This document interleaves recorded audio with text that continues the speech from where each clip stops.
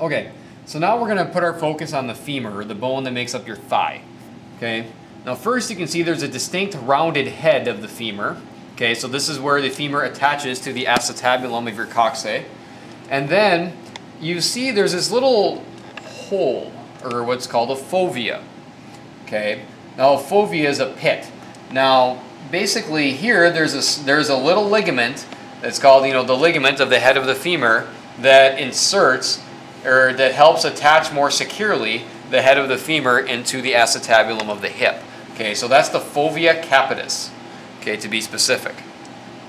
And now we have the neck of the femur. Now this is an important anatomical landmark to know, okay, because when people typically fracture their hips as a result of osteoporosis, this is where the fractures occur, okay, because as you can see in the upper ends of long bones, or what's called the epiphyses of long bones, there's lots of spongy bone. As you know, spongy bone is weak. Okay, not as weak as compact, or not as strong as compact bone. So what happens then is this spongy bone starts to degenerate, and then you form these big, large pores. And this is a thin piece of bone. So a lot of times body weight, excessive amounts of body, a lot of times this neck can't even handle your own body weight. So then what will happen is a person will break their hip and then fall. You see on the TV commercials when a person's on the ground, they say, "Help, I've fallen, I can't get up." Okay, what really happened was they didn't fall and break their hip. They fell as a result of their hip breaking from their own body weight. Okay, and then now you see a structure called a trochanter. Okay, trochanters are only found on the femur. Okay, just like tubercles are only found on the humerus. Okay, so it should be pretty easy to tell the difference between the greater and the lesser trochanter. You wouldn't even have to be able to look at them. You could just tell by the name that the greater trochanter is larger in size, and the lesser trochanter is smaller in size, and it's also more inferior and a little below. Okay, and then you have the shaft, or the body of the femur. Okay, and then you have epicondyles, and then you have condyles. And then on the anterior side, you have a smooth surface called the patellar surface, where your kneecap or your patella glides along here when we're creating movement. Okay, and then there's a little bump right here on the medial epicondyle called the adductor tubercle. This is a spot where the adductor magnus muscle comes in and inserts. So it's constantly pulling on this area, so there's a little lump right there where there's constant stress because of that muscle. And now if we go over to this side, you can see a posterior view of the femur, and you can still see all these structures we just described. The head, the fovea capitis, the neck, greater, lesser trochanters, the shaft. You can see these smooth, rounded condyles. You can see these epicondyles and the adductor tubercle. But there is one structure that's unique to the posterior side of the femur, and that's called the linea aspera. Okay, the linea aspera. Now what the linea aspera is, it's a small elevated ridge, and this is where your adductor muscles are found. Okay, so your adductor muscles, or what they're often called your groin muscles, they're constantly pulling on this area of the leg, or the femur, the thigh, I'm sorry, and constantly putting stress on this area. So that's why these ridges are slightly elevated, because remember, bones constantly remodel or change their tissues to compensate for different amounts of stress that are actually put on them. Okay, so now let's actually take a look at these landmarks on a bone itself.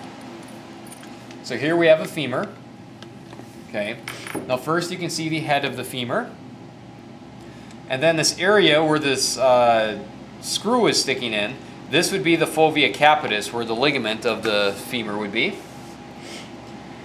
Then you have the neck of the femur, greater trochanter, lesser trochanter, the shaft, the smooth patellar surface, medial lateral epicondyles. Okay, now if you were to look at this, how could you tell, if you were to look at the femur, how could you tell which would be the medial, which would be the lateral epicondyle? Think about it. The head of the femur has to attach to the medial or inner portion of your coccyx. So the head of your femur is always pointing towards the middle portion of your body. So therefore, this would be the medial epicondyle. Okay? And then if we flip this around, you can see a slightly elevated ridge. That's the linea aspera. Okay, and you can see these very rounded condyles that rotate on the superior aspect of the tibia when we're trying to flex and extend the knee. And again, you can see the lesser trochanter, greater trochanter, the neck, the head, and the fovea capitis. Okay. So now let's shift our focus down towards the tibia and fibula. Okay, let me flip to those real quick so I can show those to you.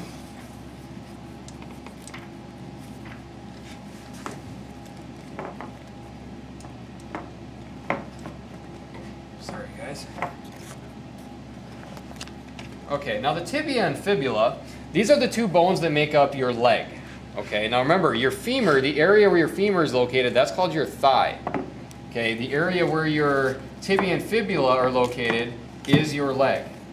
Okay? So now let's take a look at these. Your tibia is much larger. This is the medial bone of your leg. Okay, and your fibula is on the lateral portion of your leg. Now what's interesting is your fibula does not actually bear any body weight at all. It does not take any stress from body weight, which is really interesting, which kind of begs the question, why do we have that bone there?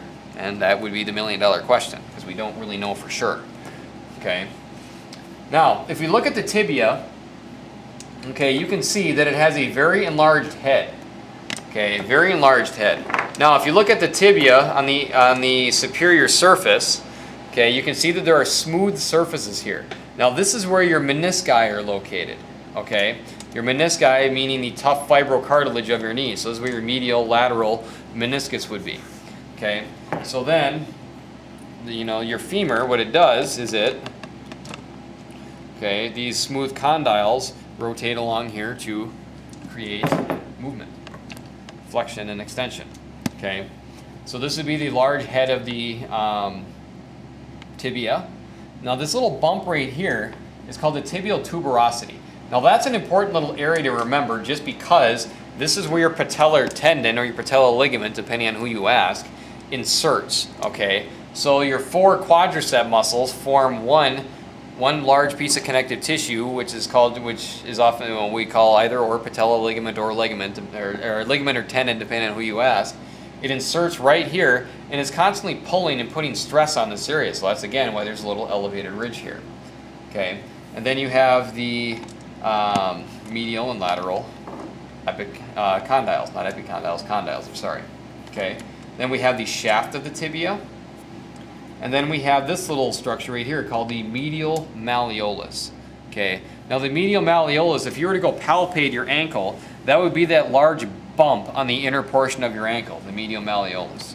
Okay, and again, this kind of, just like the carpals or like the styloid processes on your bones of your forearm, this is kind of like a little cusp for your carpal bones to kind of sit right in to help form the ankle joint. Okay, so then the fibula, as you can see, is pretty simple. Okay, the fibula, basically we have a head, a shaft, okay, and then we have the lateral malleolus. Okay, so we've got the head, we've got the shaft, and then we've got the lateral malleolus, okay, which forms that big lateral bump on your ankle bone right there. Then, like I said, your tarsal bones sit right in that groove, and then that's where we have the ankle joint. Okay, now let's take a look at all this structures put together. So we have the femur, okay, and then we have the patella or your kneecap, okay, we have the tibia. This would be the head of the tibia. This would be the superior faucet where the menisci are located. This would be the tibial tuberosity where your patella tendons all form, or where they insert from your quadricep muscles. You have the shaft of the tibia. Then you have the medial malleolus. Okay, and then on the lateral portion, you have the fibula. This would be the head. This would be the shaft, and then this would be the lateral malleolus. So now let me ask you this question: is this a left or a right leg? Think about it for a second. Okay. Look at where the head of the femur is pointing. Remember, the head of the femur is always pointing towards the medial or inside portion of the pelvic area.